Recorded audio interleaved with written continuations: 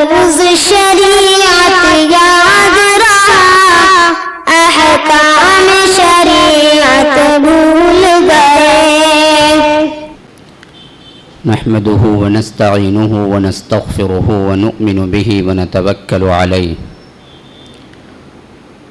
ونعوذ باللہ من شرور انفسنا ومن سیئات اعمالنا، من يهده الله فلا مضل له ومن يضلل فلا هادي له، وأشهد أن لا إله إلا الله وحده لا شريك له، وأشهد أن محمدا عبده ورسوله، أما بعد فإن خير الحديث كتاب الله، وخير الهدي هدي محمد صلى الله عليه وسلم، وشر الأمور محدثاتها وكل محدثة بدعة وكل بدعة ضلالة وفي رواية وكل ضلالة في النار۔ فأعوذ بالله من الشيطان الرجيم، بسم الله الرحمن الرحيم۔ إن هذا القرآن يهدي للتي هي أقوم ويبشر المؤمنين الذين يعملون الصالحات أن لهم أجرا كبيرا وأن الذين لا يؤمنون بالآخرة أعتدنا لهم عذابا أليما۔ اللهم أرنا الحق حقا وارزقنا اتباعه، وأرنا الباطل باطلا وارزقنا اجتنابه۔ اللهم علمنا ما ينفعنا وانفعنا بما علمتنا وارزقنا علما۔ رب اشرح لي صدري ويسر لي أمري واحلل عقدة من لساني يفقه قولي۔ برادران اسلام، واجب الاحترام بزرگوں، دوستوں اور عزیز ساتھیوں، لائق احترام ماؤں اور بہنوں، عنوان جیسا کہ ظاہر ہے، قرآن کی پکار، جانا پہچانا لگتا ہے، اور قرآن ہر کوئی مسلمان اس لفظ سے واقف ہے، لیکن عجیب مسئلہ یہ ہے، جتنا اس لفظ کو مانتا ہے جانتا نہیں ہے۔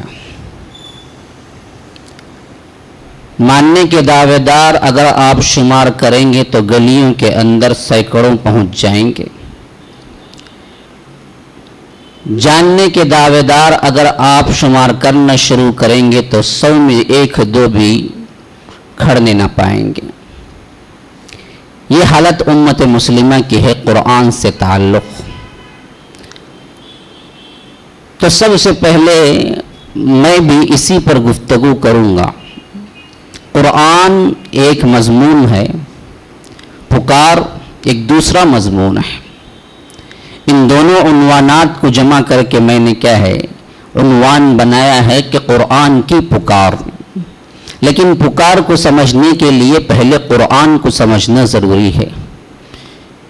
کون پکار رہا ہے، کس مقصد کے تحت پکار رہا ہے، کس کا کلام ہے، قرآن کیا ہے، تو پھر اس کے بعد جب وہ پکارے گا، وہ منصوبہ دے گا، وہ ہدایات دے گا، وہ اسکیم خاکہ پیش کرے گا، تو پھر انسان قبول کرنے کے لیے تیار ہو جائے گا۔ جب پکارنے والے کی اہمیت ہو تو پکاری گئی چیز کی بھی اہمیت خود بخود پیدا ہو جاتی ہے۔ تو یہ قرآن دراصل کیا ہے، اس کے میں چند آیات آپ لوگوں کو پیش کر رہا ہوں۔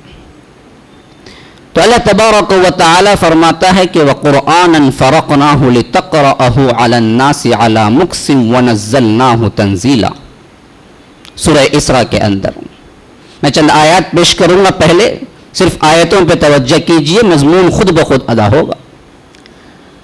وَقُرْآنًا فَرَقْنَاهُ لِتَقْرَأَهُ عَلَى النَّاسِ عَلَى مُكْثٍ وَنَزَّلْنَاهُ تَنزِيلًا قُلْ آمِنُوا بِهِ أَوْ لَا تُؤْمِنُوا إِنَّ الَّذِينَ أُوتُوا الْعِلْمَ مِنْ قَبْلِهِ إِذَا يُتْلَى عَلَيْهِمْ آيَاتُ الرَّحْمَنِ خَرُّوا سُجَّدًا وَبُكِيًّا۔ سورہ اسراء کے اندر فرمایا. اسی طرح فرمایا سورہ صاد کے بالکل ابتدائی آیات میں صاد والقرآن ذی الذکر بل الذین کفروا فی عزت وشقاق. اسی طرح فرمایا سورہ قاف کی بالکل ابتدائی آیات قاف والقرآن المجید بل عجبوا ان جاءهم منذر منهم فقال الكافرون هذا شيء عجیب. اسی طرح سورہ طور کے بالکل ابتدائی آیات میں فرمایا ہے کہ والطور وکتاب مستور فی رق منشور والبیت المعمور والسقف المرفوع والبحر المسجور ان عذاب ربک لواقع ما له من دافع. اسی طرح فرمایا سورہ واقعہ کے آخری آیات میں فلا اقسم بمواقع النجوم وَإِنَّهُ لَقَسَمٌ لَوْ تَعْلَمُونَ عَظِيمٌ إِنَّهُ لَقُرْآنٌ كَرِيمٌ فِي كِتَابٍ مَّكْنُونٍ لَا يَمَسُّهُ إِلَّا الْمُطَهَّرُونَ تَنزِيلٌ مِّن رَّبِّ الْعَالَمِينَ أَفَبِهَذَا الْحَدِيثِ أَنتُم مُّدْهِنُونَ. اسی طرح فرمایا اللہ تبارک و تعالی نے سورہ حشر کے آخری میں لو انزلنا هذا القرآن على جبل لرأيته خاشعا متصدعا من خشية الله وتلك الامثال نضربها للناس لعلهم يتفكرون. اسی طرح فرمایا سورہ بقرہ کے آخری میں کہ یہ قرآن الذين آتيناهم الكتاب يتلونه حق تلاوته أولئك يؤمنون به ومن يكفر به فأولئك هم الخاسرون. اسی طرح اپنا ایک تعارف اسی سورہ بقرہ کے اندر فرما رہا ہے کہ شہر رمضان الذي انزل فيه القرآن هدى للناس وبينات من الهدى والفرقان فمن شهد منكم الشهر فليصم. اسی طرح بالکل سورہ بقرہ ہی کے ابتدا میں فرما رہا ہے کہ الف لام میم ذلك الكتاب لا ريب فيه هدى للمتقين الذين يؤمنون بالغيب ويقيمون الصلاة ومما رزقناهم ينفقون. اسی طرح فرمایا ہے سورہ شعراء میں اپنی تعریف خود فرماتے ہوئے کہ وَإِنَّهُ لَتَنزِيلُ رَبِّ الْعَالَمِينَ نزل به الروح الأمين على قلبك لتكون من المنذرين بلسان عربي مبين وإنه لفي زبر الأولين أولم يكن لهم آية أن يعلمه علماء بني إسرائيل. اسی طرح فرمایا سورہ طه کے ابتدائی آیات میں کہ طه ما أنزلنا عليك القرآن لتشقى إلا تذكرة لمن يخشى تنزيلا ممن خلق الأرض والسماوات العلى الرحمن على العرش استوى له ما في السماوات وما في الأرض وما بينهما وما تحت الثرى وإن تجهر بالقول فإنه يعلم السر وأخفى الله لا إله إلا هو له الأسماء الحسنى وهل أتاك حديث موسى. یہ میں نے آیات متفرقہ آیات کا ایک مجموعہ دیا ہے کہ قرآن کیا ہے, قرآن کس کی طرف بلا رہا ہے. اس وقت ابھی بات نہیں آئی, وہ مضمون پھر ادا کروں گا.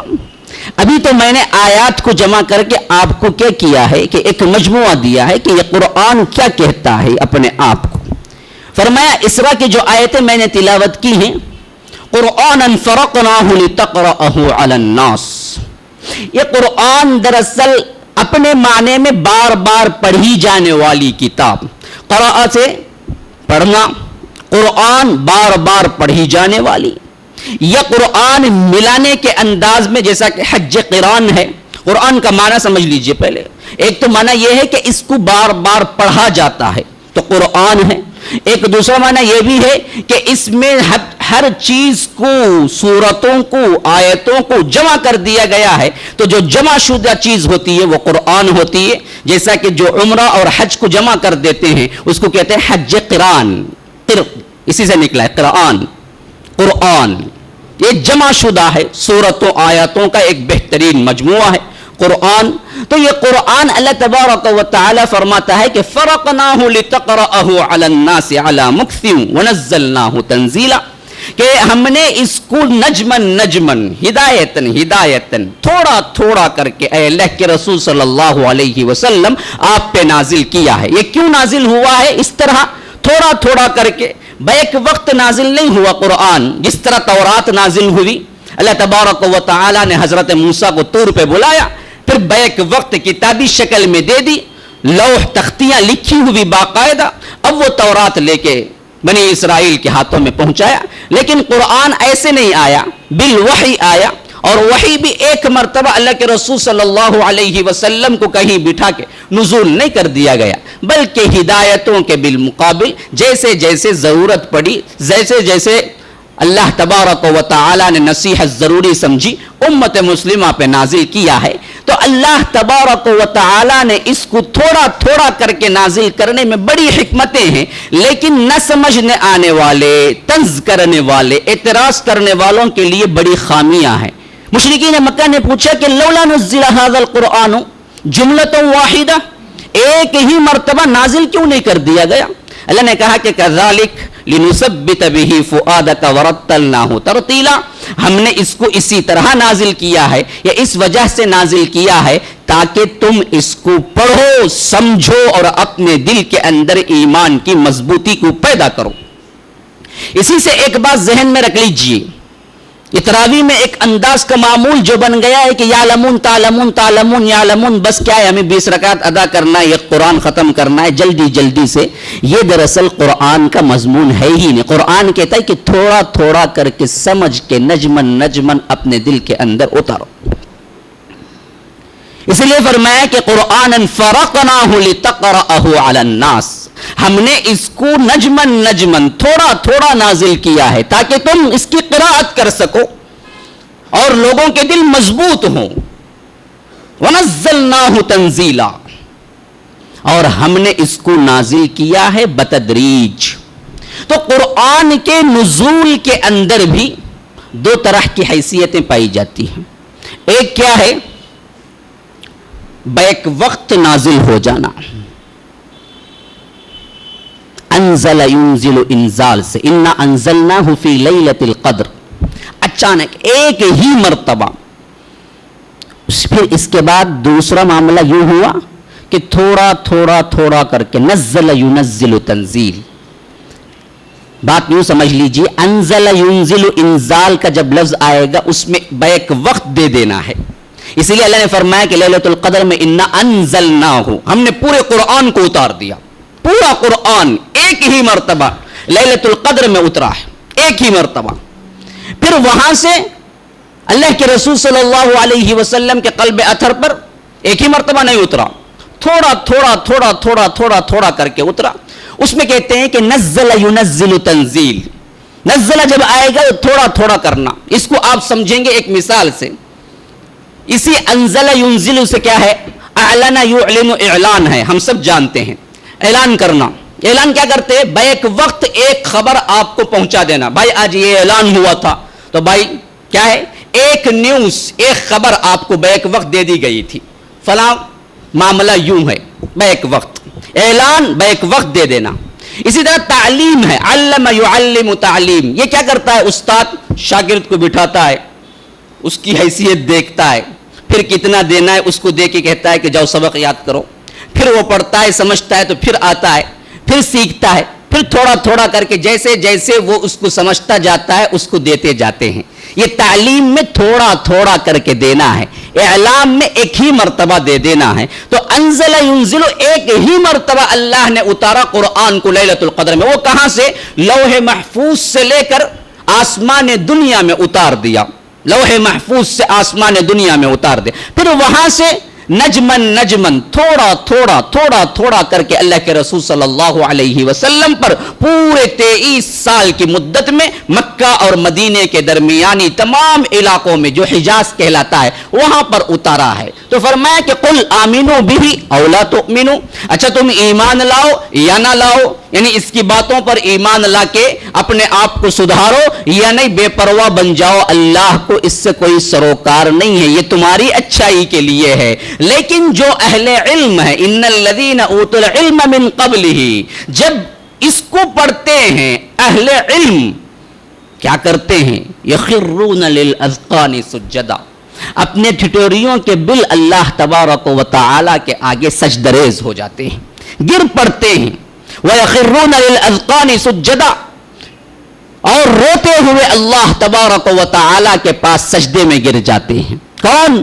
اہل علم، جن کو پتا ہے یہ قرآن کیا ہے۔ جن کو پتا ہی نہیں ہے ان پہ کوئی اثر ہوتا ہی نہیں ہے۔ یہ سب سے پہلا مجموعہ ہے جو میں نے آپ لوگوں کے سامنے تلاوت کیا تھا۔ پھر دوسری جگہ فرمایا کہ یہ سراپا یاد دہانی ہے، صاد والقرآن ذی الذکر، اس کا معنی تو کوئی نہیں جانتا صاد کیا ہے، لیکن یہ دراصل اشارے ہیں، حروف مقطعات ہے۔ فرمایا کہ والقرآن ذی الذکر، سراپا یاد دہانی، سراپا ہدایت نامہ، سراپا ذکر ہے۔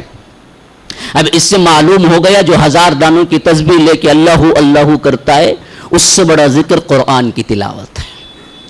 ذی الذکر، سراپا ذکر، الذکر، سراپا ذکر، وہ صرف اور صرف قرآن ہے۔ ہم نے الفاظ ہی کے معنی کیا ہیں الٹے سمجھ لیے۔ ہم سمجھتے ہیں ذکر کا معنی یہ ہے کہ چند الفاظ کو لے کے کیا ہے آپ زبان ہلا ہلا کر بڑے زور و شور سے ذکر کرتے رہیں، یہ ذکر ہے۔ اور کلام اللہ کو اٹھا کے ایسے رکھیں کہ کبھی کوئی مرتا ہے تو یاد آتا ہے، یا کسی کو دفنا کے آتے ہیں تو قبرستان میں یاد آتا ہے، اس کے علاوہ کبھی یاد نہیں آتا کلام اللہ کا پڑھنا، حالانکہ کلام اللہ ہے سراپا ذکر۔ فرمایا پھر قاف میں، قاف یہ اللہ تبارک و تعالی بہتر جانتا ہے قاف کا کیا معنی ہے۔ فرمایا کہ والقرآن المجید، یہ قرآن ہے بڑا ہی زبردست، بڑا ہی بابرکت، بڑا ہی عظیم، مجد سے نکلا ہے مجید، والقرآن المجید۔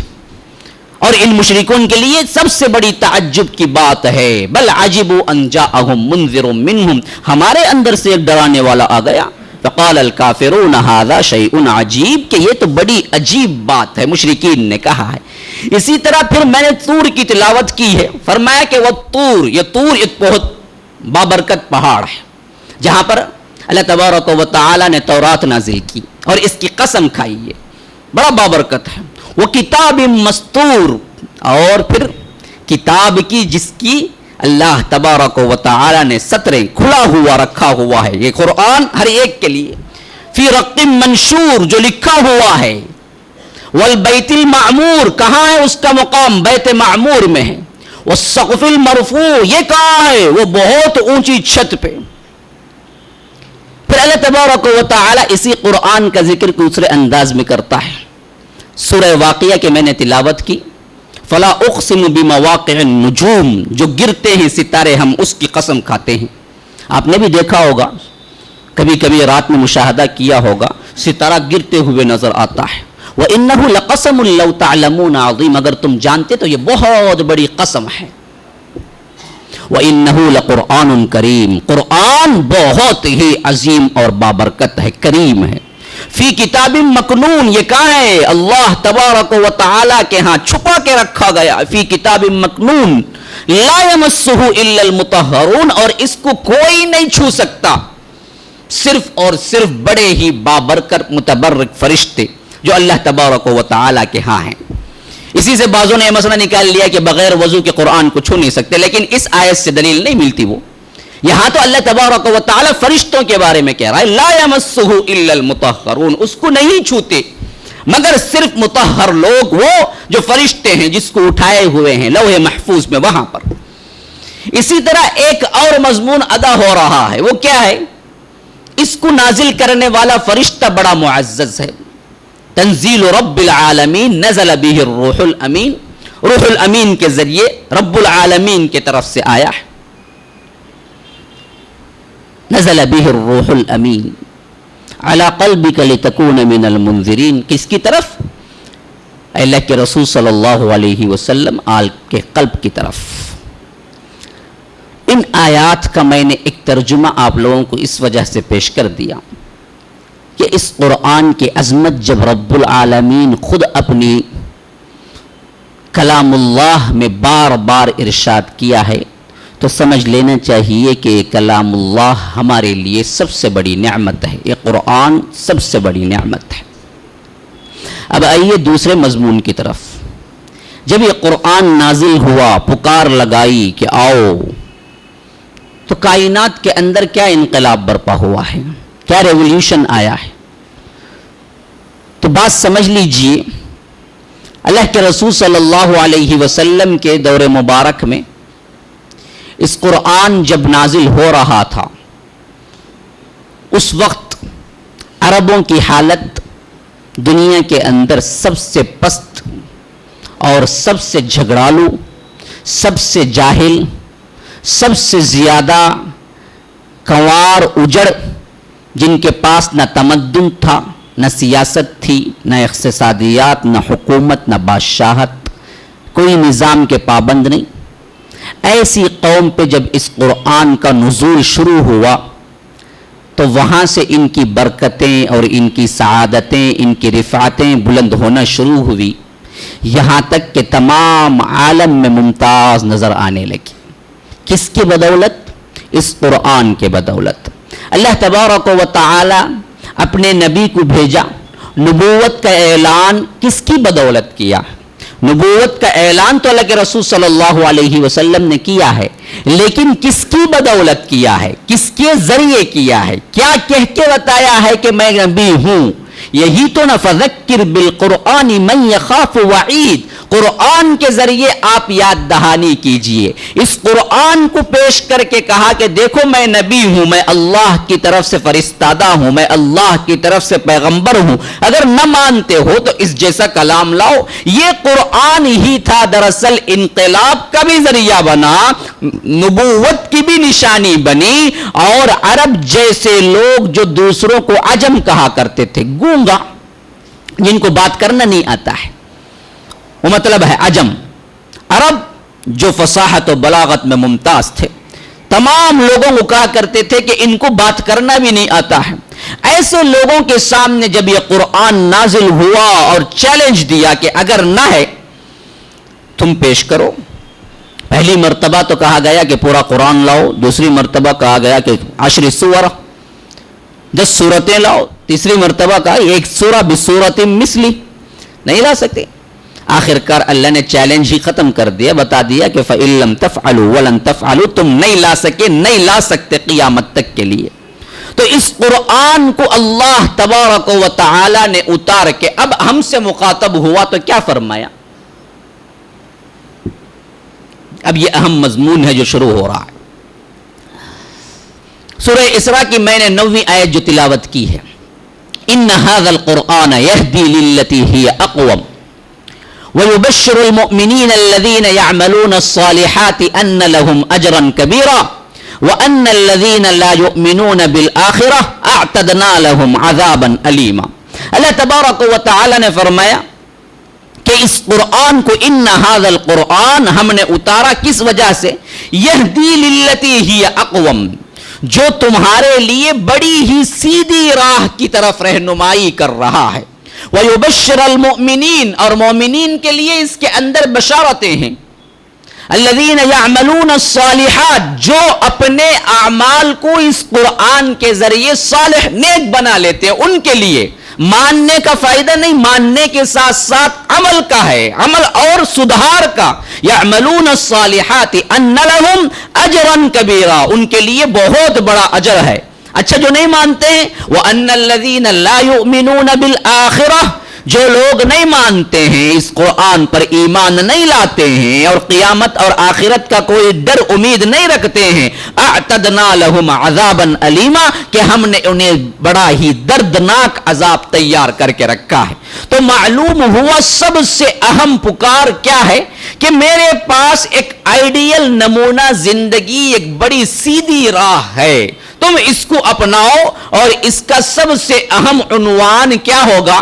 اس کو مانو، ایمان لاؤ اس پر، اور اپنے اعمال کو درست کرو اس کے ذریعے سے، اس کی ہدایتوں پر۔ ان دو چیزوں کو اگر تم کرو گے تو معاملہ کیا ہوگا؟ تمہیں بالکل سیدھی راہ مل جائے گی، اور اللہ تبارک و تعالی کے ہاں بہت بڑا اجر تیار کر کے اللہ نے رکھا ہوا ہے۔ تو معلوم ہوا کہ ایک سیدھی راہ وہ دنیا کے اندر تمہاری معیشت درست ہو جائے گی، تمہارے اخلاق، تمہارے معاملات، تمہارا کردار، تمہاری معاشی پریشانیاں، تمہارے گھریلو جھگڑے جتنے بھی ہیں، اس قرآن کو مانو اور اس کے ذریعے عمل کرنے کی کوشش کرو، تمہارے لیے پوری کی پوری اصلاح۔ پھر اس کے بعد اللہ تبارک و تعالی کے پاس بے انتہا اجر رکھا ہوا ہے۔ یہ قرآن ہے جو پکار پکار کے کہہ رہا ہے۔ اللہ تبارک و تعالی نے اس قرآن کو جب دیا ہے، جن پہ دیا ہے، جنہوں نے قبول کیا ہے، اب اس کے کردار کی طرف ایک نظر ڈالیں، پھر ہمارے کردار کی طرف ہم کیا ہیں ایک نظر ڈالیں، تقابلی جائزہ لے کہ ہم کیا کر رہے ہیں۔ قرآن جب نازل ہوا، سب سے پہلے جنہوں نے اس کو سن کے اسلام قبول کیا، اصحاب رسول اللہ صلی اللہ علیہ وسلم، ان کے اندر اس کا شغف، اس کو پڑھنا پڑھانا، اس کو زندگی کا معمول بنانا، ہر ایک چیز پہ حاوی ہو گیا تھا، ہر ایک چیز سے زیادہ پسند تھا۔ حضرت ابوبکر صدیق سب سے پہلے اسلام قبول کرنے والے ہیں، اور انہوں نے جب اسلام قبول کیا تو ہر رات جو اترتا وہ اللہ کے رسول صلی اللہ علیہ وسلم سے سن لیتے، پھر اپنے آپ کو اسی میں مشغول کر دیتے، اس کو یاد کرنا، اس کو پڑھنا، اس کی تلاوت کرنا اتنا پسند تھا کہ اس سے زیادہ کوئی اور کام حضرت ابوبکر صدیق کو پسند نہیں تھا۔ اور جب کھڑے ہوتے تلاوت کرنے کے لیے، ابھی تو اس وقت 5 وقتہ نماز نہیں فرض ہوئی تھی، نماز تھی رات کی نماز، اور رات کی نماز میں حضرت ابوبکر صدیق جب کھڑے ہو جاتے اور پرسوز آواز میں کلام اللہ کی تلاوت شروع کر دیتے، ایسی پرتاثیر آواز اور کلام اللہ خود تأثر کے اندر ایسے بامانے الفاظ رکھتا ہے، اگر غیر کوئی عربی نہیں جانتا ہے سن لے تبھی بھی وہ ایک اندر اپنے اندر ایک تأثر، ایک تاثیر پا سکتا ہے۔ وہ تو عرب تھے، ان کے عورتیں، ان کے بچے تک رونا شروع کر دیتے تھے، قریب کھڑے ہو کے سننا شروع کر دیتے تھے۔ جو کٹر سے کٹر دشمن ہے، ابو جہل ہے، ابو لہب ہے، ان کے گھر آس پاس ہیں حضرت ابوبکر صدیق کے، ان لوگوں کی گھر کی عورتیں سن رہی ہیں، بعضوں کے تو کیا ہے آنسو نکل پڑے ہیں اس قرآن کو سن کے۔ ہم کو کیا ہے، ہمیشہ کہا کرتا ہوں میں، امام صاحب اگر سجدے کے اطلاع نہ دے کے اگر سجدہ کر لیں تو لڑائی جھگڑا شروع ہو جاتا ہے، کیوں یہ سجدہ نہیں بولے، دیکھو میں رکوع میں چلے گا تو میں سجدے میں چلے گا، مولوی صاحب نماز ہوئی کی نہیں کی مولوی صاحب۔ جہاں جہاں سجدے کی آیت قرآن میں آئی ہے، یاد رکھنا چاہیے کہ وہاں لفظ سجدہ آیا ہے اور وہاں مضمون ہی سجدے کا ہوتا ہے۔ اگر کوئی تھوڑا سا جانتا ہو قرآن کو، خود بخود اندازہ کر لے گا کہ یہ آیت سجدہ ہے اور خود بخود سجدے کے لیے گر پڑے گا۔ اس کی سب سے بڑی دلیل ابھی میں پیش کروں گا، جب اللہ کے رسول نے خود تلاوت کی، نجم کی، کہ مشرکین مکہ خود بخود سجدے میں گر پڑے تھے، خود بخود۔ تو جتنا جاننا چاہیے اتنا بھی نہیں جانتے ہیں ہم، معمولی چیزیں قرآن سے متعلق نہیں جانتے ہیں، لیکن نہ جاننے کے باوجود بھی اس کی اپنی ایک تاثیر ہے۔ یہاں تو معاملہ عرب کا ہے، وہ جب تلاوت حضرت ابوبکر صدیق کیا کرتے تھے، میں آپ کو بتلا دوں کہ ایک بہت اجڑ دیہاتی کنوار، کہتے ہیں کہ تابعی، جب میں بیٹھا ہوا تھا ایک گاؤں میں بیٹھ کے قرآن پڑھ رہا تھا، اور ایک دیہاتی قسم کا انسان وہاں سے گزر رہا تھا، اور میں پڑھ رہا تھا سورہ مائدہ کی آیت کے والسارق والسارقۃ فاقطعوا ایدیہما جزاء بما کسبا نکالا من اللہ واللہ عزیز حکیم۔ اصل میں واللہ عزیز حکیم ہے، وہاں پر آیت کا اینڈنگ کیا ہے، اللہ تعالیٰ ہمیشہ آیت جو اختتام کرتا ہے اپنے صفات کو زیادہ تر لایا ہے، یا تو کہیں غفور الرحیم ہوگا، کہیں عزیز الحکیم ہوگا، کہیں رؤوف الرحیم ہوگا، آپ نے بھی پڑھا ہوگا، بہت سی آیتوں کی اینڈنگ اسی صفات پہ ہوتی ہیں۔ تو اصل میں وہاں آیا ہے واللہ عزیز حکیم۔ وہ کہتے ہیں کہ میں پڑھ رہا تھا، پڑھنے کے دھن میں ایسے ہی والسارق والسارقۃ فاقطعوا ایدیہما جزاء بما کسبا نکالا من اللہ واللہ غفور الرحیم پڑھا، تو دیہاتی پلٹ کے پوچھا کہ کس کا کلام پڑھ رہے ہو؟ کہ رب العالمین کا کلام پڑھو۔ کہا کہ رب العالمین کا کلام نہیں ہے۔ بڑا تعجب ہوا مجھے، پھر پڑھو، یہ رب العالمین کا کلام نہیں، پھر پڑھو۔ اب میں نے پڑھا کہ والسارق والسارقۃ فاقطعوا ایدیہما جزاء بما کسبا نکالا من اللہ واللہ غفور الرحیم۔ کہا کہ نہیں، یہ رب العالمین کا کلام نہیں ہو سکتا۔ پھر میں نے 6 مرتبہ پڑھا کہ والسارق والسارقۃ فاقطعوا ایدیہما جزاء بما کسبا نکالا من اللہ واللہ عزیز حکیم. کہا کہ ہاں یہ رب العالمین کا کلام ہے. اب میں تعجب میں پڑ گیا. میں نے پوچھا کیا تو حافظ ہے؟ کہا کہ میں اس سے پہلے قرآن کو سنا ہی نہیں, یہ تو پہلی مرتبہ سن رہا ہوں, یہ آیت تو میں پہلی مرتبہ سن رہا ہوں تمہارے سے. اب تو میں تعجب میں پڑا. میں نے پوچھا کہ پھر تو کیسے کہا کہ وہ رب العالمین کا کلام نے, جب میں غلط پڑھ رہا تھا, اور جب میں نے صحیح پڑھا تو کہا کہ رب العالمین کا کلام ہے. کہا کہ ہاں تم نے پڑھا ہی ایسا ہے کہ آیت کے اوپری حصے میں آیا تھا کہ والسارق والسارقۃ فاقطعوا ایدیہما, جو چور عورت ہو یا چور مرد ہو تو اس کے ہاتھ کاٹے جائیں گے, اور تم نیچے پڑھ رہے ہو واللہ غفور الرحیم, اللہ بڑا مغفرت کرنے والا ہے. تو یہ سیٹ ہی نہیں ہو رہا ہے, جم نہیں پا رہا ہے. جب تم نے کہا کہ واللہ عزیز حکیم, بڑا زبردست بھی ہے غالب, ہاں زبردستی حکم دے سکتا ہے ہاتھ کاٹو. یہ میں کیوں بتا رہا ہوں کہ قرآن فہمی کا ایک عام انداز ایک دیہاتی پر کیسے ہو رہا ہے. دیکھیے ہمیں عجیب مسئلہ ہے, اس قرآن کو کیا کر دیا ہے. یہ تو زمین کے نیچے کے لیے پڑھتے ہیں یا آسمان کے اوپر کے لیے پڑھتے ہیں, اندرونی معاملات کے لیے کبھی نہیں پڑھتے. ہاں عجیب بات ہے. یا تو اوپر ثواب کے لیے بڑی کیا ہے, وہ رٹ رٹائے, جس طرح طوطا مینا رٹتے ہیں اسی طرح کیا ہے وہ ایک اردو کا لہجہ ہے, اور اس لہجے کے ساتھ پتہ بھی نہیں ہوتا وہ اردو پڑھتے ہیں یا عربی پڑھتے ہیں. ایک عربی آ جائے تو پتہ بھی نہیں چلے گا یہ قرآن پڑھا جا رہا ہے. الحمدللہ رب العالمین سے جو پڑھتے ہیں, عموماً کہا کرتا ہوں کہ الحمد کا معنی تعریف ہے, الحمد کا معنی کیا ہے, بیکار پھٹے کپڑے ہیں. تمام پھٹے کپڑے, تمام بیکار چیزیں اللہ کے لیے ہیں, یہ معنی ہو جاتا ہے الحمدللہ رب العالمین اگر پڑھیں گے. اسی طرح بے شمار آیات ہیں جن میں کیا ہے, صرف ہا اور ہا کا فرق, تا اور تا کا فرق کہیں سے کہیں پہنچ جاتا ہے. طلاق کہیں گے تو کاٹنا ہے, اسی سے بیوی کو طلاق دیتے ہیں تا سے. طلاق کہیں گے تو ملانا ہے, لینذر یوم الطلاق, ہم سب کو ملا دیں گے قیامت کے دن حشر کے میدان. تا سے پڑھیں گے تو ملانا ہے, تا سے پڑھیں گے تو کاٹنا ہے. اگر آپ یہ معنی پڑھیں گے تو وہ معنی ہو جائے بالکل اپوزٹ معنی, بالکل معنی ہی تبدیل ہو جائے گا. تو ہمیں کیا ہے, اس سے کوئی شغف ہی نہیں ہے. ہمیں اس کا پڑھنا پڑھانا, اس کا علم حاصل کرنا کوئی چیز ہمارے لیے باعث دل کی دلچسپی ہوتی ہی نہیں ہے. یہاں دیکھیے حضرت ابوبکر صدیق کیا کر رہے ہیں, اسی قرآن کی وجہ سے کیسے کیسے مصائب و آلام آئے حضرت ابوبکر. کیونکہ اصل میں معاملہ سمجھ لیجئے, حضرت ابوبکر صدیق اشراف قریش میں سے ہیں, ان کی طرف کوئی انگلی نہیں اٹھا سکتا تھا, انہیں کوئی لان تان نہیں کر سکتا تھا. وہ قبیلے کے خود معزز افراد میں شمار ہوتے تھے.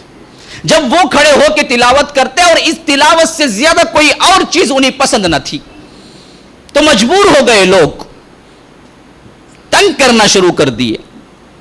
تو ایک شرط پیش کی انہوں نے, ہم سب کچھ آپ کو پرووائڈ کرتے ہیں, آپ بھی خوش رہیے اپنے گھر کے اندر, لیکن یہ قرآن نہیں پڑھنا, بس یہ کنڈیشن. انہوں نے کہا کہ یہ کنڈیشن نہیں مل سکتا, میں جا رہا ہوں واپس.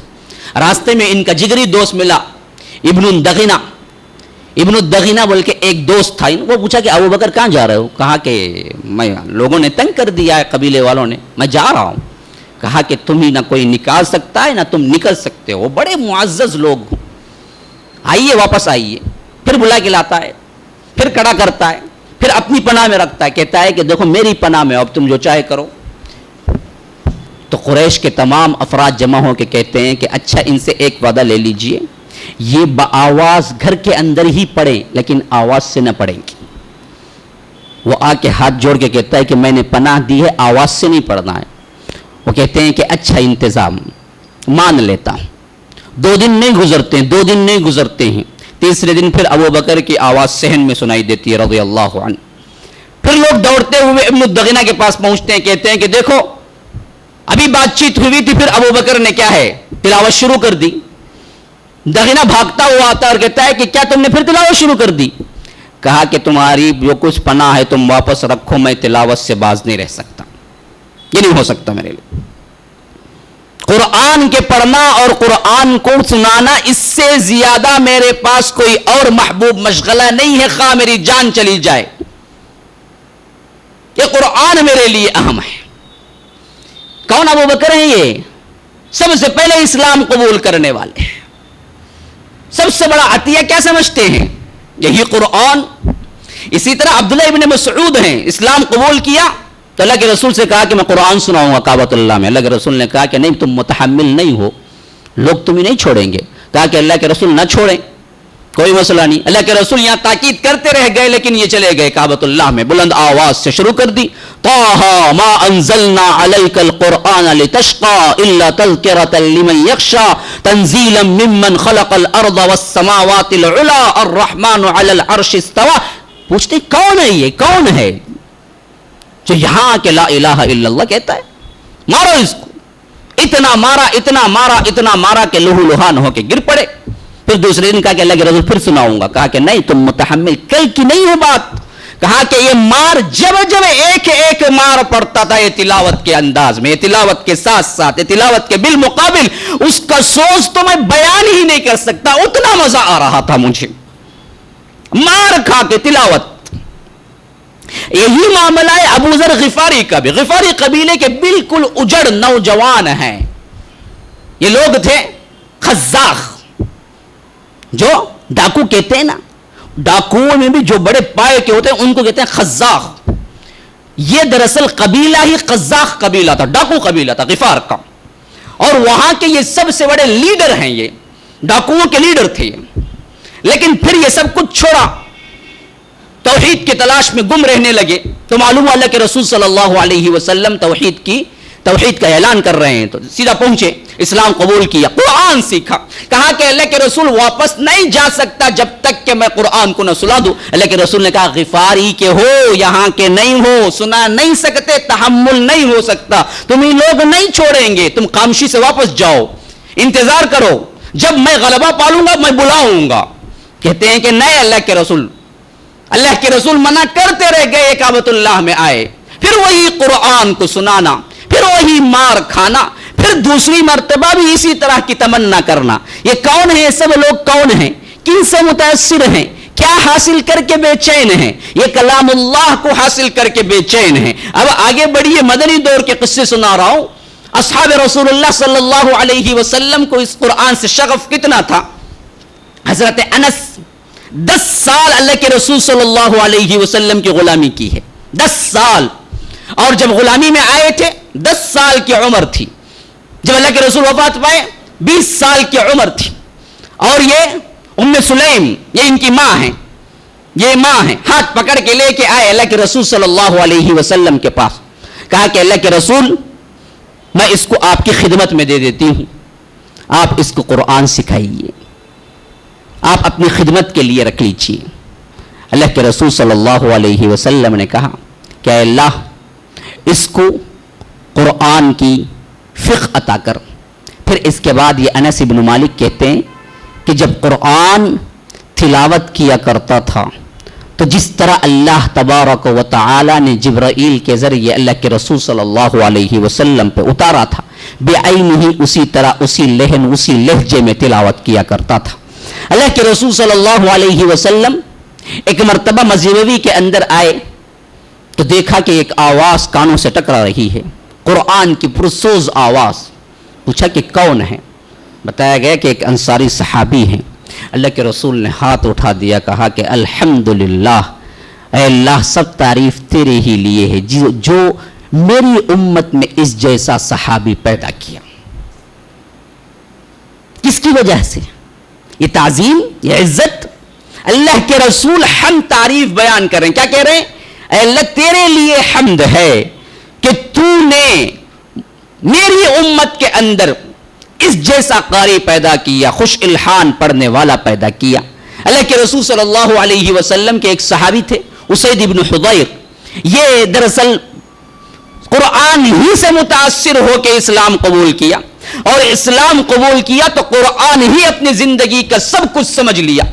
جو اترتا تھا حفظ کرتے تھے، اور جتنا حفظ کر لیا تھا وہی پڑھتے تلاوت کرتے رہتے تھے. اور رات کا ایک پہر تو کیا بلکہ آدھے سے زیادہ رات اسی تلاوت میں گزار دیتے تھے. کہتے ہیں کہ ایک مرتبہ میں کہف کی تلاوت کر رہا تھا تو دیکھا کہ ایک عجیب منظر ہے، میرا گھوڑا بندھا ہوا ہے ستون سے اور پاس میں میرا بیٹا لیٹا ہوا ہے یحییٰ، اور اچانک گھوڑا بدکنے لگا ہے اور ایسا بدکنا شروع کر دیا کہ مجھے خطرہ محسوس ہوا کہ کہیں میرے بچے پہ یہ مار نہ دے یا کوئی حملہ نہ کر دے۔ میں جیسے ہی قرآن کو کھڑایا، تلاوت کو کھڑایا، پھر تو وہ گھوڑا بھی بدکنا خاموش ہو گیا اور میرے بچہ کی بھی حفاظت ہو گئی۔ تو میں پھر پڑھنا شروع کیا، پھر اسی طرح کا معاملہ دیکھا، تو میں نے اپنی تلاوت کو آہستہ کیا یہاں تک کہ اپنی تہجد کو ختم کیا۔ اللہ کے رسول صلی اللہ علیہ وسلم کے پاس پہنچا اور کہا کہ اللہ کے رسول آج رات تو عجیب معاملہ ہوا تھا، میں جب پڑھ رہا تھا تو گھوڑا بدک رہا تھا اور اس کے بعد میں باہر نکل کے دیکھا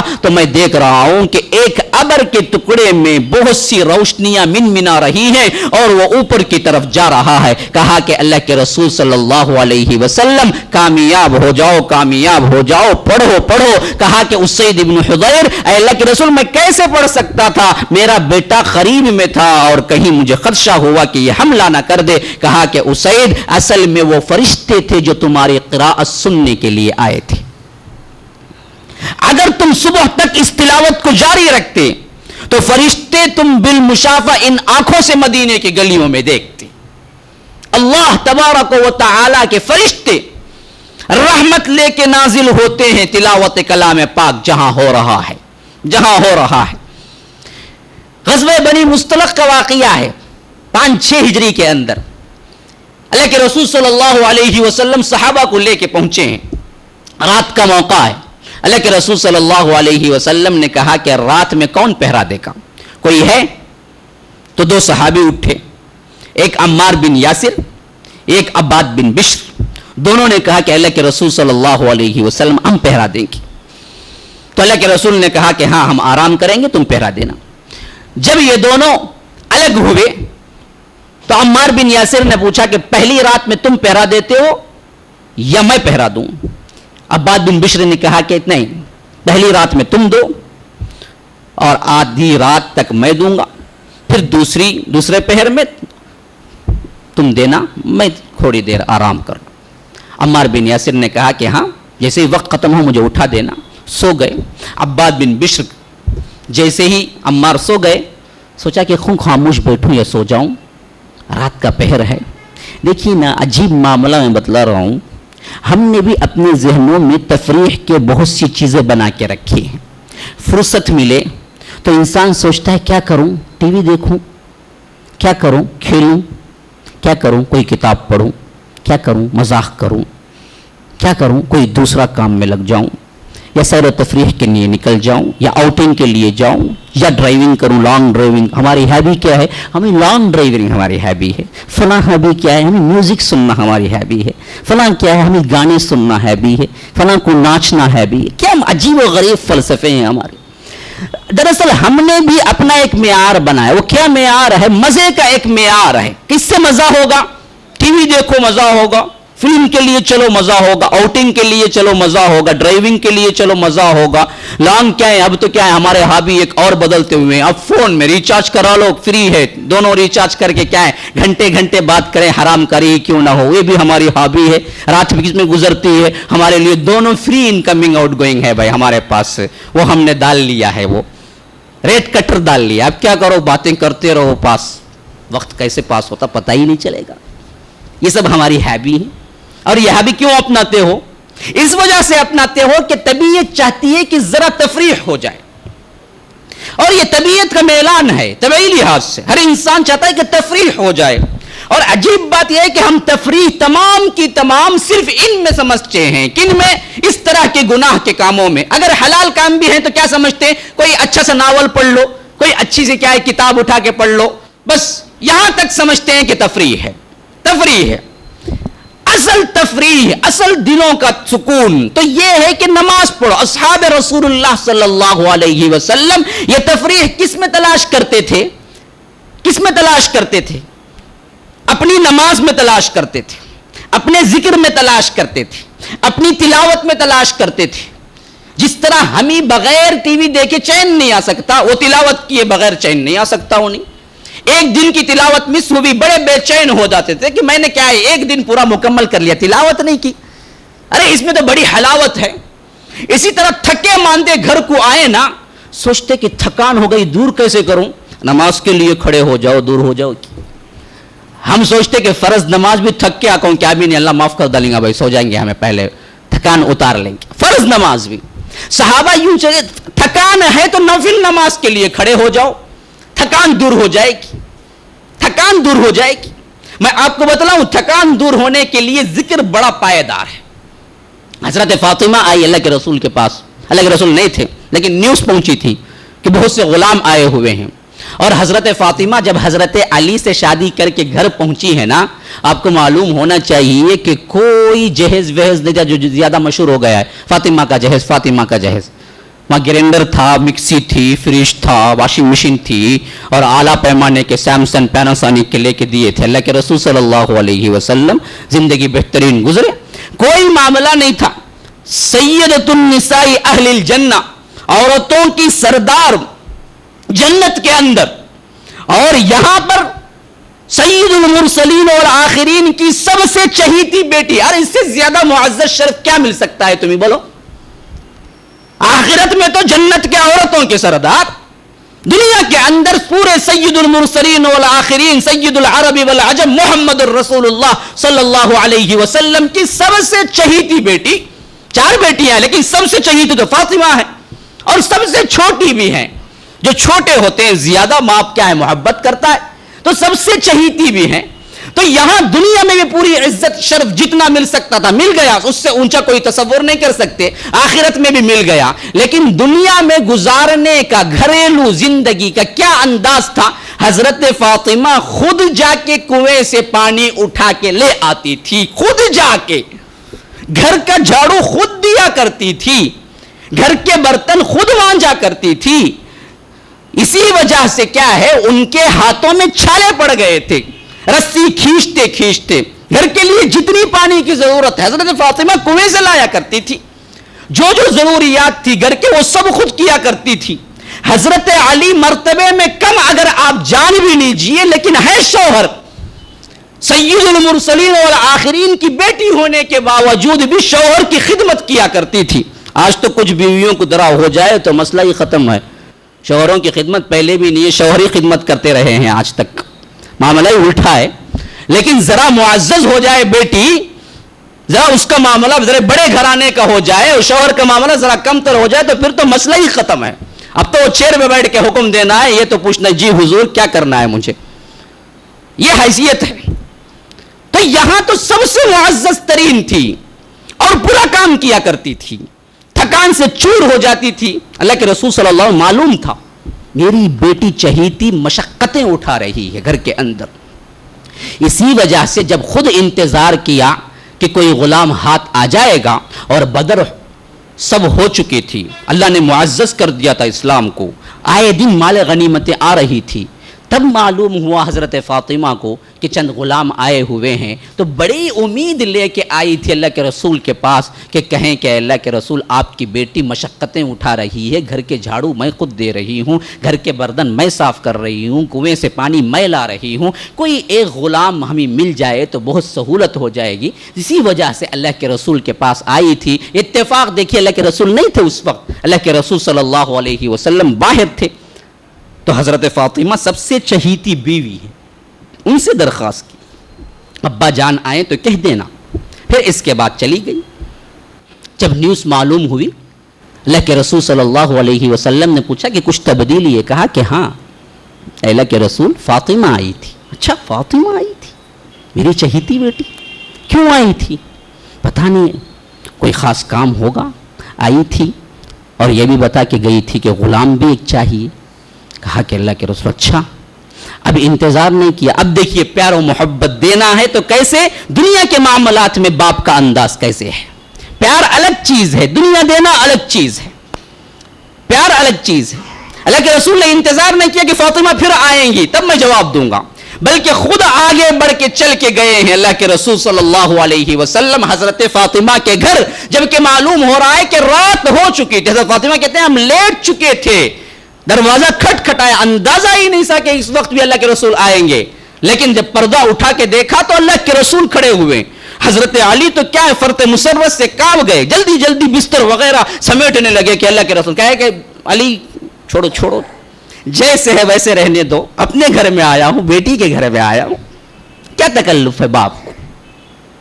ہاں سید العرب والعجم ہے, لیکن خود اپنی بیٹی کا گھر ہے, جیسے رہو ویسے ہی رہو, میں خود آتا ہوں. حضرت علی کہتے ہیں کہ ہمارے یوں درمیان بیٹھ گئے آ کے اللہ کے رسول, ایسے بیٹھے تھے کہ ایک طرف میں ایک طرف فاطمہ, اور اللہ کے رسول کی پاؤں کی ٹھنڈک میرے ران پہ پڑ رہی تھی.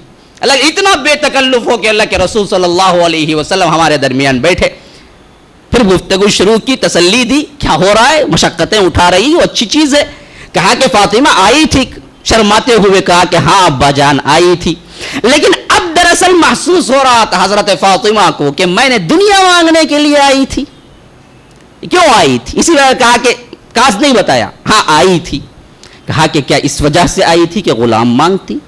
کہا کہ ہاں اللہ کے رسول ایک غلام عطا کر دیں تو میرے مسائل حل ہو جائیں. کہا کہ فاطمہ تمہیں معلوم ہے تم سے زیادہ حقدار صفہ کے لوگ ہیں, میں ان کو غلام تقسیم کروں گا.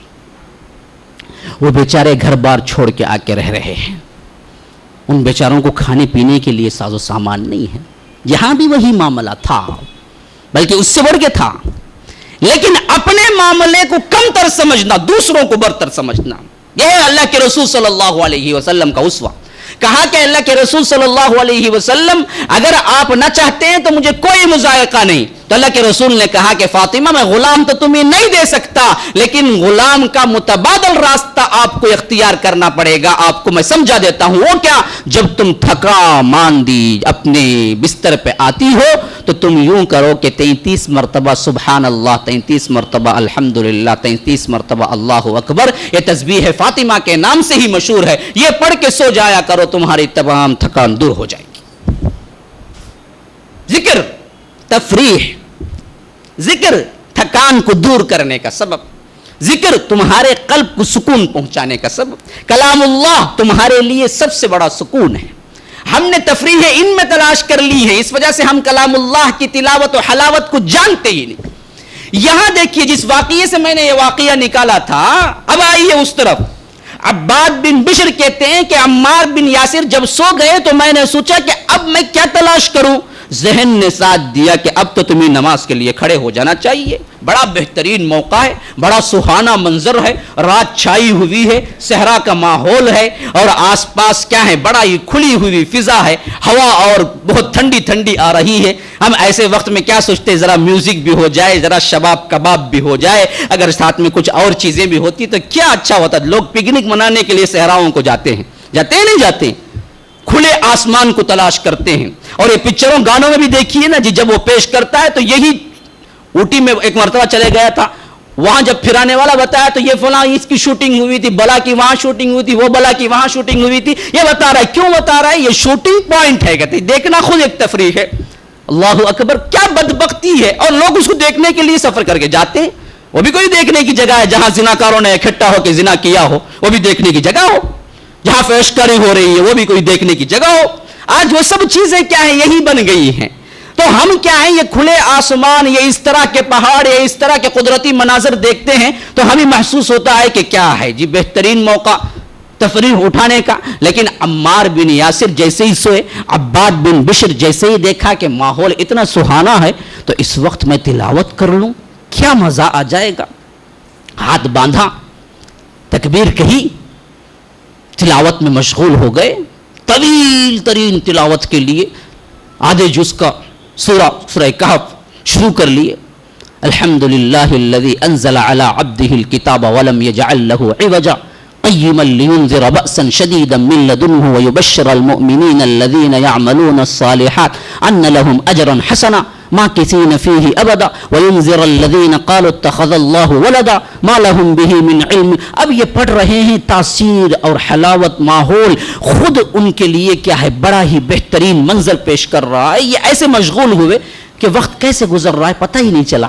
دشمن کا ایک آدمی جس طرح پہرے ان کے لیے تھے ان کے لیے بھی تھے, وہاں کا پہرے دار گھومتا گھومتا گھومتا آ گیا. جب دیکھا کہ لشکر کے لوگ اکٹھے بھی ہیں, کھڑے بھی ہوئے ہیں, وہ دور سے دیکھا اور تنہا دیکھا تو اس نے سوچا کہ بڑا اچھا موقع ہے کہ آج میں کیا ہے ان کے دشمن کا فتح پالوں اور حملہ کر دوں. تیر چڑھایا کمان میں اور برابر دیکھ کے نیزہ مارا. اب حضرت عباد ابن بشر کے پاس پہلا تیر پہنچا ہے, پہلو میں لگا ہے. تیر کا درد دراصل تلاوت کی حلاوت میں گم ہو چکا ہے. ہاں یہ تلاوت ہے, جس نے حلاوت پا لی پھر اس کے سامنے کسی اور چیز کی حلاوت نہیں ہے. جس نے اس قرآن کو نہ تلاوت پایا نہ حلاوت پائی, نہ پڑھنا جانتا ہو, نہ پڑھتے ہوئے کوئی کیفیت اندر طاری ہوتی ہے, تو یاد رکھ لیجئے پھر دنیا میں اس نے کروڑوں روپیے پایا ہے تو بھی کچھ نہیں پایا ہے. ہم سب کھو چکے ہیں, ہم جانتے بھی نہیں ہیں قرآن کیا ہے. عباد ابن بشر تیر لگا ہے, خون جاری ہوا ہے, لیکن تلاوت کی حلاوت کے سامنے یہ درد کوئی درد نہیں ہے, یہ زخم کوئی زخم نہیں ہے. اپنے ہی ہاتھ سے تیر کو نکالا, پھینکا ہے, پھر تلاوت جاری ہے. دیکھا کہ میں نے پہلا تیر مارا, دشمن نے دیکھا کہ پہلا تیر مارا اور سامنے والے کی کوئی حرکت نہیں ہے, تو شچ و پنج میں پڑ گیا کہ کہیں یہ کوئی چٹان تو نہیں ہے, درخت تو نہیں ہے جس کو میں نے انسان سمجھ لیا ہے. ارے انسان ہو تو کچھ تو حرکت تو ہونی چاہیے نا. ہم نماز میں کھڑتے ہیں, کوئی مکھی رینگ جائے تو بھی ہمیں پریشانی شروع ہو جاتی ہے, کوئی مچھر کاٹ دے تو بس مسئلہ یہ ختم ہے, کوئی زہریلا جانور کاٹ لے تو ہم نماز ہی توڑ دیں گے, اور توڑ سکتے ہیں, کوئی مسئلہ نہیں ہے. ہاں مسئلے کی حد تک توڑ بھی سکتے ہیں. یہاں تو معاملہ خشوع و خضوع اور حلاوت کا ہے. تو اب دیکھیے جب کوئی چیز نہیں ہے تو اس نے پھر کیا ڈرتے ڈرتے دوسرا مارا ہے, دوسرا پھر پہلو ہی میں لگا ہے, زخم اور بڑا ہوا ہے. لیکن انہوں نے کیا کیا, اس کو بھی نکالا اور اپنا سفر جاری رکھا, تلاوت جاری رکھی, حتیٰ کہ تیسرا اتنا زیادہ پیوست ہو گیا کہ اب ان خون رس رہا ہے, گر رہا ہے, تو اب کیا ہے نقاہت شروع ہو گئی, کمزوری, یہاں تک کہ انہیں کھڑے رہنا محال ہو گیا. تو وہ آہستہ آہستہ اب بھی نماز نہیں توڑی, اب بھی تلاوت کو آہستہ آہستہ ختم کیا. پھر اس کے بعد رکوع کیا, سجدے کیے, پھر رکعت مکمل کی, پھر کیا ہے نماز مکمل کی, پھر سلام پھیرا, پھر آئے اپنے زخم اپنے پہلو پہ ہاتھ رکھے ہوئے حضرت عمار ابن یاسر کو آ کے اٹھایا کہ اٹھو دیکھو کسی دشمن نے حملہ کر دیا ہے. اب یہ آنکھ کھول کے دیکھا کہ خون میں لت پت ہیں. عباد ابن بشر کہا کہ کیا ہوگا, بہت بڑا حملہ ہو گیا. کہا کہ نہیں بہت بڑا حملہ نہیں ہوا, اب تک مجھے 3 تیر لگ چکے ہیں. کہا کہ اللہ کے بندے 3 تیر, ایک تیر لگا تو کیوں نہیں آ کے جگہ دیا. کہا کہ اللہ کی قسم عمار, اللہ کی قسم, اگر مجھے اللہ کے رسول کی دی ہوئی ذمہ داری کا خیال نہ ہوتا تو میں کبھی نماز نہ توڑتا, کبھی نہ تمہیں اٹھاتا, یہاں تک کہ اسی راہ میں جان دے دیتا. مجھے یہ نماز ختم کر کے جلدی جلدی آنے پہ صرف یہی چیز ابھاری ہے کہ اللہ کے رسول نے میرے اوپر ایک ذمہ داری دی تھی, اور وہ ذمہ داری لشکر کی نگرانی تھی. کہیں اگر میں اطلاع نہ دیتا اور وہ شخص جا کے لشکر پہ حملہ کر دیتا تو یہ ذمہ داری میں کوتاہی ہوتی. اسی کوتاہی کے پیش نظر میں نے نماز کو مختصر کیا اور آ کے تمہیں اٹھایا, ورنہ میں اس نماز کی حلاوت و تلاوت میں ایسے مگن ہو چکا تھا کہ یہ 1000 تیر مارتا لیکن میری تلاوت کو منقطع نہ کر پاتا. یہ مدینہ منورہ کے چند واقعات ہیں جو تلاوت کے اوپر میں نے اللہ تبارک و تعالی کے کلام کے اوپر میں نے پیش کیے. اب آئیے آخری میں ہم کیا ہیں اس تعلق سے, اس پر بھی ایک نظر ڈال لیں. اس کلام اللہ کے ذریعے جب اصحاب رسول اللہ صلی اللہ علیہ وسلم نے اپنی زندگیوں کو منور کر دیا تو اللہ تبارک و تعالی نے انہیں بہت جلد بلند رفعتوں پہ پہنچا دیا. حامل قرآن کہاں پہنچ گئے؟ دنیا کے چپے چپے پہ پہنچ گئے. حکومتیں دنیا کے کونے کونے پہ پہنچ گئی. حتیٰ کہ جب کہ اسکندریہ فتح ہوا, وہاں کا جو بڑا حاکم تھا وہ سپہ سالار کے پاس پہنچا اور کہا کہ بڑا افسوس کا مقام ہے, آج تم فاتح ہو اور میں مفتوح ہوں.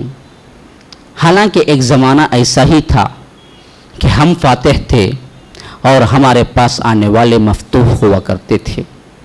یاد رکھو، اب تو میں سب کچھ کھو چکا ہوں، میں ایک شکست خوردہ سپہ سالار ہوں، اب تمہارے انڈر میں ہوں، تم چاہو تو قیدی بنا سکتے ہو، چاہو تو مجھے آزاد کر سکتے ہو، لیکن ایک بات میں نصیحت کے طور پہ کہتا ہوں، یہ وجہ آج مجھے اس وجہ سے پیش آئی، یہ شکست اور یہ ہزیمیت جو کچھ میں آج دیکھ رہا ہوں، یہ تمہیں نہ دیکھنا پڑے، اس وجہ سے میں تمہیں نصیحت کر رہا ہوں۔ ایک سکش خوردہ سپہ سالار کی نصیحت ہے مسلمانوں کو۔ اس نے کہا کہ دیکھو، ایک زمانہ ایسے ہی تھا، ہم نے بھی عیسائیت قبول کی اور اس عیسائیت کے ذریعے ملکوں کو فتح کرنا شروع کیا، اور ہمارے ہاتھ میں انجیل رہا کرتی تھی، اور ہمارے اعمال ہمارے رب کے احکامات کے مطابق ہوا کرتے تھے، تو پھر تو کیا ہے، سلطنتوں پر سلطنتیں ہم نے حاصل کرنا شروع کر دی۔ پھر اس کے بعد لوگ آئے، مسیح کے احکامات کو بھلانا شروع کر دیا، انجیل بھلا دی گئی، حتیٰ کہ پتہ بھی نہیں چلا کہ کیا کچھ احکامات ہیں، تو ہماری زندگیاں لہو و لعب میں گزرنے لگی، اور ہم نے اللہ تبارک و تعالیٰ کے احکامات کو پس و پشت ڈال دیا، یہاں تک کہ آج یہ دن دیکھنا پڑ رہا ہے کہ اب تم مجھے ایک قیدی کی حیثیت سے نکال رہے ہو، تم فاتح کی حیثیت سے اندر داخل ہو رہے ہو۔ میں اپنے طور پر تمہیں نصیحت کرتا ہوں، تمہارے ساتھ یہ سلوک نہ ہو جائے کہ تم بھی آگے چل کے آنے والے سالوں میں کہیں تمہارے اللہ کی کتاب کو چھوڑ نہ دینا، کہیں رسول کی سنت کو چھوڑ نہ دینا، کہیں اللہ کے احکامات کو پس و پشت نہ ڈال دینا۔ اگر ایسا ہوگا تو پھر کوئی دوسری قوم آئے گی اور تم مفتوح ہوگے، وہ فاتح ہوگی۔ یہی ہوا ہمارے امت مسلمہ کے ساتھ بھی۔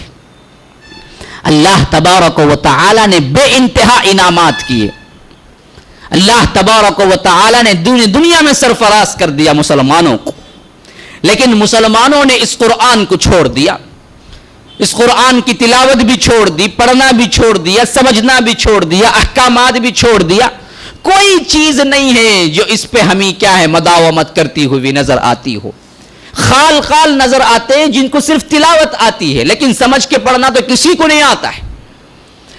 بہت کم لوگ ہوتے ہیں جو تلاوت کو اپنی زندگی میں اپنا چکے ہیں۔ بعد میں اللہ تبارک و تعالی کا غضب ٹوٹا تو کیسے ٹوٹا؟ سب سے رذیل، سب سے ذلیل ترین قوم، اللہ کی نظر میں سب سے کٹر اللہ کی دشمن، عدو اللہ میں سر فہرست یہود۔ لَتَجِدَنَّ أَشَدَّ النَّاسِ عَدَاوَةً لِلَّذِينَ آمَنُوا الْيَهُودِ، مومنین کے لیے بھی سب سے کٹر دشمن یہود۔ ان کے ذریعے سے اللہ تبارک و تعالی نے ہمیں مارنا اور پیٹنا شروع کیا ہے، ذلیل کرنا شروع کیا ہے۔ ہم جو کہتے ہیں نا جی، کوئی بڑا غلطی کرتا ہے نا، ہم کہتے ہیں کہ اسے مارو، لیکن کیسے مارو؟ کسی بچے کو چپل دے کے مارو جی، تاکہ تذلیل ہو جائے۔ ایک تو مار کی تذلیل ہو، اور مارنے والا کوئی بچہ ہو تاکہ اور زیادہ ذلت ہو۔ ایک بڑا سمجھدار ہو کے ایسا کام کیا۔ بعینی ہی اسی طرح آج ہمارے اوپر مار پہ مار پڑ رہی ہے، اور یہ مار صرف مار نہیں ہے، مار بھی کن کے ذریعے پڑ رہی ہے؟ سب سے زیادہ مغضوب علیہم جو یہود ہے، ان کو اللہ نے تیار کیا، ان کو کھڑا کیا ہے۔ کن کو مارو؟ ان کو مارو، امت مسلمہ کو مارو۔ فلسطین میں کیا ہو رہا ہے؟ پوری دنیا کے اندر غلام ذلیل کون ہو رہے ہیں؟ ہم مسلمان۔ کن کے ہاتھوں ہو رہے ہیں؟ کن کے ہاتھوں ہو رہے ہیں؟ یہی یہودیوں کے بڑے بڑے جو ہیں ان کے ہاتھوں۔ اسرائیل میں کیا ہوا؟ اب تو کیا ہے، وہ کوما میں پڑا ہوا تھا کئی سالوں تک، ایریل شورون، اس نے کیا کچھ نہیں کیا، مسلمانوں کے جسموں پہ بلڈوزر چلا دیے، پوچھنے والا کوئی نہیں۔ مار تو مار ہے، دشمن کی مار بھی مار ہے، لیکن یہاں سب سے مغضوب جو ہو، اللہ تبارک و تعالی کا دشمن جو ہو، اللہ تبارک و تعالی کا سب سے بڑا نافرمان جو ہو، اس کو کیوں ترقی؟ اس کے ہاتھوں ہمیں کیوں مار؟ اس کے ہاتھوں ہمیں کیوں تذلیل؟ اس کے ہاتھوں ہمیں کی ذلت اٹھانی پڑ رہی ہے؟ وجہ صرف ایک ہے، ہم حامل قرآن ہوتے ہوئے اللہ نے ایسی کتاب دی تھی، اس کتاب کے ذریعے ہر کوئی رفعت حاصل کر سکتا ہے، ہر کوئی بلندی حاصل کر سکتا ہے، ہر کوئی ہر قسم کی سعادت اپنی زندگی میں اکٹھے کر سکتا ہے، اللہ کی رحمتوں کو جمع کر سکتا ہے۔ لیکن اس قرآن کے ہوتے ہوئے ہم نے غفلت برتی، نہ اس کو پڑھا، نہ اس کو سمجھا، نہ اس کے پیچھے لگے، نہ اس کو نشر کیا، نہ اشاعتیں کی، نہ دعوت کی، نہ کچھ کیا، اس کو ایسے ہی بلا بیٹھے جس طرح ہمارے پاس کلام اللہ ہے ہی نہیں ہے۔ اسی کا ایک سب سے اہم جز ہے، مظہر ہے، جو اللہ تبارک و تعالی نے ہمیں کئی سو سالوں سے، 50 سال تو ہو چکے ہیں اسرائیل قائم ہو کے، 48 میں یہ بن گیا تھا باقاعدہ، لیکن اس کی 50 سال پہلے تھی مدت، کوئی نہیں جانتا، کوئی ہسٹری کو نہیں جانتا ہے۔ یاد رکھ لیجئے، ایک اسلامی سلطنت اسلام کے نام پہ موجودہ دور میں قائم ہوئی تھی، اور ایک اسلامی سلطنت 1400 سال پہلے قائم ہوئی تھی اسلام کے نام۔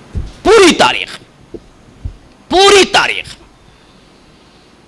2000 سال کی تاریخ میں یاد رکھ لیجئے، اسلام کے نام پر قائم ہونے والی سب سے پہلی اسلامی حکومت مدینہ منورہ 1 ہجری میں بنا۔ پھر 1400 سال بعد 1940 پر 7 میں 14 اگست میں پاکستان ایک بنا، بس کوئی اور نہیں بنا۔ اسلام کے نام پہ اسلام جا کے فتح کیا، اسلام کے نام پہ صرف 2 ریاستیں قائم ہوئی آج تک، ایک مدینہ منورہ، ایک پاکستان، جہاں 50 سال گزر گئے اب تک اسلام نافذ نہ ہو سکا۔ پھر اسی طرح مذہب کے نام سے اسی مدت میں قائم ہونے والے 2 ملک ہیں، ایک پاکستان، ایک اسرائیل۔ کوئی ملک مذہب کے نام پہ قائم نہیں ہوا، کوئی ملک مذہب کے نام پہ نہیں بنا تاریخ میں، وہ بنا ہے تو یہ 19ویں صدی میں بنا ہے، اور یہ 40 پر 7 میں بنا، وہ 40 پر 8 میں بنا، باقاعدہ قرارداد اس کی 40 پر 8 ہے، یہ 40 پر 7 ہے، جبکہ 1900 سے اس کے اندر کیا ہے، پلاننگ شروع ہو چکی تھی، اور یہ تھا پل بالکل پورا فلسطینی مسلمانوں کا حصہ، مسلمان تھے، اس کے علاوہ کوئی اور نہیں تھے آس پاس میں۔ اب کن کے ہاتھوں مستحکم ہوا؟ انہی مسلمانوں کے ہاتھوں مستحکم ہوا اسرائیل۔ پھر کون مار رہا ہے؟ یہی بدبخت یہودی۔ پھر کس کو مار رہا ہے؟ انہی فلسطینی مسلمانوں کو۔ آپ دیکھیں گے فوٹوز میں، پہننے کے لیے کپڑا نہیں، کھانے کے لیے کھانا نہیں ہے ان لوگوں کے پاس، جو اپنے وطن کے لوگ ہیں، جو غیر آئے تھے، وہ دندناتے بلڈوزر لے کے پھر رہے ہیں۔ یہ کیا ہے؟ کیا اللہ ہم سے ناراض نہیں ہے؟ حامل کتاب، حامل کلام اللہ، اللہ کی مقدس ترین کتاب ہمارے ہاتھوں میں، اور پٹ رہے ہیں اللہ کے سب سے دشمن، اللہ کو گالی دینے والے۔ مذہبوں میں بہت سے ہیں جنہوں نے اللہ کا انکار کیا ہے، لیکن یہ وہ قوم ہے جس نے اللہ کو گالی دی ہے، گالی۔ قالت الیہود ید اللہ مغلولہ غلت ایدیہم ولعنوا بما قالوا بل یداہ مبسوطتان ينفق کیف یشاء۔ یہ بدبخت کہتے ہیں کہ اللہ کے ہاتھ بندھے ہوئے ہیں، گالی۔ لقد سمع اللہ قول الذین قالوا ان اللہ فقیر ونحن اغنیاء۔ یہ بدبخت یہودی کہتے ہیں کہ اللہ فقیر ہے، گالی۔ اللہ نے خود ریکارڈ کیا ہے، یہ لوگ ہیں وہ جو مجھے گالی دیتے ہیں۔ لعن الذین کفروا من بنی اسرائیل علی لسان داؤد و عیسی بن مریم۔ ہم نے خود لعنت کی، بس نہیں کی۔ اللہ کہتا ہے ہم نے خود لعنت کی ان بدبختوں پہ، بس نہیں کی۔ داؤد کو حکم دیا کہ لعنت کرو۔ لعن الذین کفروا من بنی اسرائیل علی لسان داؤد، داؤد کو حکم دیا کہ لعنت کرو۔ و عیسی بن مریم، عیسیٰ ابن مریم کو حکم دیا کہ ان پہ لعنت کرو۔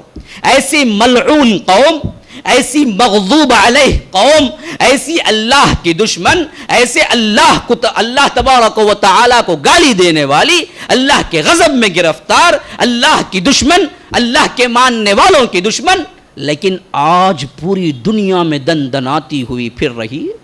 آج پوری دنیا پہ حکومتیں ہیں، آج پوری دنیا ان کے انڈر میں ہے، سب سے ذلیل ہم ہو رہے ہیں اور ان کے انڈر میں ہو رہے ہیں۔ وجہ کیا ہے؟ کچھ تو ہو. کیا اللہ ظالم ہے؟ کیا اللہ ظالم ہے؟ کیا ظلم سے آپ منسوب کر سکتے ہیں اللہ تبارک و تعالی کو؟ تو سوچنا ہے میرے دوستو، سوچو اپنے آپ کو. ہم مسلمان اللہ کو ماننے والے، اس کے رسول کو ماننے والے، قرآن کو ماننے والے، یہ تذلیل پھر کیوں ہے؟ یا تو اللہ کے حق میں اللہ ظالم ہو یا تو ہم ظالم ہیں. اللہ کی طرف تو بات منسوب نہیں ہو سکتی. تو معلوم ہوا رسول آئے، کتاب آئی، ہمارے لیے سب ہدایتیں موجود ہیں، ہونے کے باوجود ہم ظالم ہیں. ہم نے اس کے حق تلفی کرنا شروع کر دی. سب سے پہلا حق تلاوت کو کھویا. تلاوت کتنوں کو آتی ہے؟ دوسرا حق اس پر عمل کرنا، اس کو کھویا. ایمان لانا، اس کو کھویا. اپنی زندگی کا دستور العمل بنانا، اس کو کھویا. بس قرآن کو ہم نے ایک منتر کی کتاب بنا کے رکھ دیا. کوئی مر گئے ہیں تو بخشوانے کے لیے پڑھتے ہیں، وہاں تک محدود کر کے رکھتے ہیں. یا تو کسی قبر پہ فاتحہ پڑھنے کے لیے پڑھتے ہیں. ہمیں اس سے زیادہ کوئی چیز کا سروکار نہیں ہے. جبکہ قرآن آیا زندوں کے لیے، مردوں کے لیے نہیں آیا ہے. مردوں کے لیے قرآن ہے نہیں، قرآن تو آیا تھا زندوں کے لیے. ہم نے کیا کیا؟ اس کو ایک مردوں کی کتاب بنا کے رکھ دیا. اتنا سلوک ہے بس. تو یاد رکھ لیجئے، یہ پستی، یہ ذلت، اس سے نکلنا ہے اور دنیا اور دین کے اندر کامیاب ہونا ہے تو ایک ہی دعوت ہے قرآن کی، وہ یہ کہ مجھے پڑھو، عمل کرو، زندگی میرے احکامات پہ بناؤ، زندگی کے اندر میری تلاوت لاؤ. تب تمہیں کیا ہوگا؟ سیدھا راستہ اس دنیا کے اندر ملے گا اور آخرت کے اندر بہت بڑا اجر اللہ نے تیار کر کے رکھا ہے. اسی کے پیش نظر ہم نے اس کانفرنس کا انعقاد کیا تھا قرآن کی پکار کے نام پر. کیوں؟ دراصل اس کا ایک پس منظر ہے. وہ کیا کہ ہم ایک کورس شروع کرنا چاہتے ہیں قرآن کی تلاوت، قرآن کو سمجھنے کے لیے، قرآن کے جو نحوی اور صرفی اور معنوی انداز ہیں، معنوی خاکے ہیں، اس کو سمجھانے کے لیے 1 سالہ کورس شروع کرنے کے لیے. یہ سپٹمبر 2 سے شروع ہو رہا ہے کورس. اور ہم نے اس کے لیے عورتوں کے لیے بھی ایک بیچ بنائی ہے 4:30 سے 6:30 تک، 3 دن ہفتے میں. اور اسی طرح مردوں کے لیے ایک بیچ بنائی ہے 7:30 سے 9:30 تک. ان دونوں بیچوں کے اندر اللہ تبارک و تعالی کے فضل و کرم سے جہاں تک میں نے خاکہ بنایا ہے وہ یہ کہ سب سے پہلے تجوید و مخارج کے ساتھ تلاوت سکھائی جائے گی. زیادہ نہیں مانگتے ہیں ہم، صرف ہفتے میں 3 دن 2 گھنٹے مانگتے ہیں. کتنے لوگوں کی زبان مادنی طور پر انگریزی نہیں ہے، لیکن انگریزی میں کتنے لوگ اچھی بات کر لیتے ہیں. کتنے لوگوں کو علم و فنون سے کوئی دلچسپی نہیں ہوتی خاندانوں کے اندر، لیکن کتنے لوگ ہیں جو پڑھ کے انجینئر بن گئے، ڈاکٹر بن گئے، فلاں معاملے میں کیا ہے اکاؤنٹس میں بہت ماہر ہو گئے، فلاں معاملے میں بڑے بن گئے. ان سب کے لیے وقت لگایا، سیکھے دنیا کے چند سکوں کے خاطر، لیکن اللہ تبارک و تعالی کے کلام کے لیے کچھ نہ دے. ہم یہ سوچتے ہیں کہ یہ سب کچھ کیا ہو جائے، بچپن میں پڑھنے کی چیزیں ہیں اور وہ فری میں پڑھنے کی چیزیں ہیں، بس وہاں پڑھ لیے اور جیسے ہی وہ مکتب میں 1 ختم 2 ختم، بعض تو کہتے ہیں کہ مولوی صاحب 7 ختم کر دیا مولوی صاحب، پھر کیا کرے، ختم کر کو رکھ ڈالا مولوی صاحب ختم. اس کے بعد میں کبھی ہاتھ بھی اٹھاتا نہیں اسے. بچپن میں 7 ختم کرا پورا، لڈو تقسیم ہوئے، جھانگری تقسیم ہوئی، کھائے پیے ہمیں بھی، پھر اس کے بعد اٹھا کو رکھے، مر گئے بعد کون بھی اٹھا کو اسے کیا کریں گے، ایسال ثواب کے واسطے دے ڈالیں گے. بس اتنا کام ہے ہمارے قرآن کے ساتھ. لیکن یاد رکھ لیجئے یہ قرآن کل آپ کے لیے شفاعت بھی کرے گا، حجت بھی کرے گا. آپ کے سامنے قرآن ہے، حق ادا نہ کیا، حق ادا کیا، یہ 2 معاملات کے جو نتیجے نکلیں گے. حق ادا کیا تو اللہ کے رسول کہتے ہیں آل عمران شفاعت کرتا ہوا آئے گا، نساء شفاعت کرتا ہوا آئے گا، کہے گا کہ اے اللہ یہ ہے جو پڑھنے والا ہے ان آیتوں کی، ان سورتوں کی، اے اللہ تو اس کو شفاعت میرے حق میں قبول فرما اور اس کو جنت بھیج، اس کی آیتوں کو پڑھنے کو تلاوت کو قبول فرما، حجت کرے گا۔ اگر چھوڑ دیا وہ بھی آئے گا، کہے گا کہ یہ ہے وہ جو قرآن کو مانتا تھا، قرآن کے بارے میں عقیدہ تھا یہ اللہ کی کتاب ہے، لیکن اے اللہ اس نے کبھی نہیں پڑھا، کبھی نہیں پڑھا، کبھی اپنی محفل اس سے نہیں سجایا، کبھی اپنی اندرونی محفل اس سے نہیں سجایا، کبھی اللہ کے لیے کھڑا ہو کے نماز میں قرآن نہیں پڑھا، پڑھنا ہی آتا نہیں ہے۔ 4 قل ہم کو معلوم ہے، بس اسی پہ 60 سال گزار دیتے، 70 سال گزار دیتے، پڑھنا ہی آتا نہیں ہے، بس اسی کو ریپیٹ کرتے ہوئے گزار دیتے۔ تو کل یہ آپ کے خلاف حجت بننے والا ہے اور جو پڑھنے والے ہیں ان کے حق میں حجت بننے والا ہے۔ تو یاد رکھ لیجئے اس کے لیے وقت لگاؤ، وقت دو، سیکھو۔